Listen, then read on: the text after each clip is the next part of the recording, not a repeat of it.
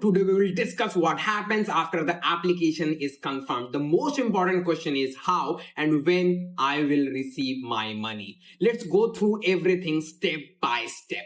Just to remind you, a lead, or as it also called an application, can consist of multiple paid actions because banks can sell multiple products by one link or can pay for multiple actions. Here we have a single lead and we shared a single link, but we can see that there are two actions within these leads. That is what we mean by multiple paid actions. The payout for each is different, as we can check in expected payments too. As you may recall, when the bank sent confirmation for completing a paid actions, which could be opening an account or obtaining a credit card, our manager confirmed the action on the panel. Once the manager confirmed the action, you will see that the card changes from color from yellow to green. And the card will display the date when the money will be credited to your app's balance. In order to check it, you can go to the lead section by clicking on this button. Now the green ones are the approved leads, and here you can check the date of recharge. For us, it is 29th of May.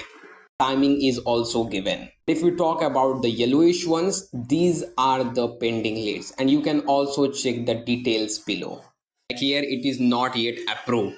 We are waiting for the confirmation from the bank regarding the status. You can check the details for lead approval and payout confirmation time. To do that, click here on the Axis Bank, then click on the arrow of the Axis Bank at the top right. If you are selecting an offer, then steps will remain same, so no need to worry. As you scroll down, you will be able to see the details for lead approval and payment confirmation time. Lead approval time is the time that the bank takes in order to verify the lead. Once it is verified, the bank will release the payout in a short period of time, and that thing is known as payout confirmation time. Each approval for each lead actions create a transaction in the bank and displays the credit date on the lead's card. You can also see this by clicking on the arrow that is located on the right hand side of the My Balance. Here you can view the date and time of money crediting for each transactions. This helps you stay informed about when you will receive your money for the sale. When the confirmation time expires, the transaction moves to earning history, and you will see the money in your balance. Each payment is transparently displayed in the payment history. From the extreme top of the menu, you can check your balance. In my case, it is 994.53 and pending earnings are 35,538.76. Now the money is in your balance. How do you withdraw them?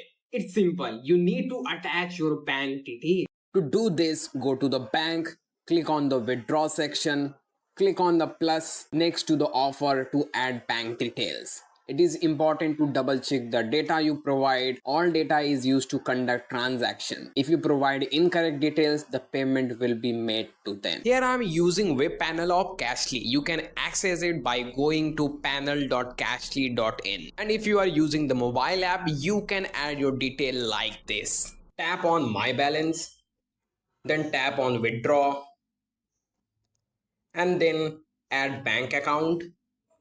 Now fill the form and your bank account will be added. I would like to tell you about each field of the form. First of all, we have account number. Your bank account number is a unique identifier for your bank account. It serves as the primary reference for your account, allowing financial institutions to process transactions and manage deposits. If we talk about the format, it is typically of 11 to 16 digits. Now we have PAN number. A permanent account number is a unique 10-digit alphanumeric identifier issued by the Indian Income Tax Department. It's like a digital ID for taxpayers.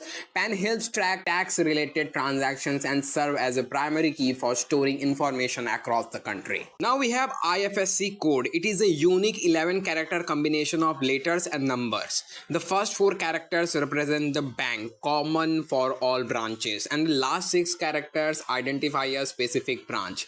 It is essential for electronic fund transfer like NEFT, RTGS, and IMPS. Now we have GST number. A goods and service tax identification number is a unique 15-digit code assigned to business registered under GST in India.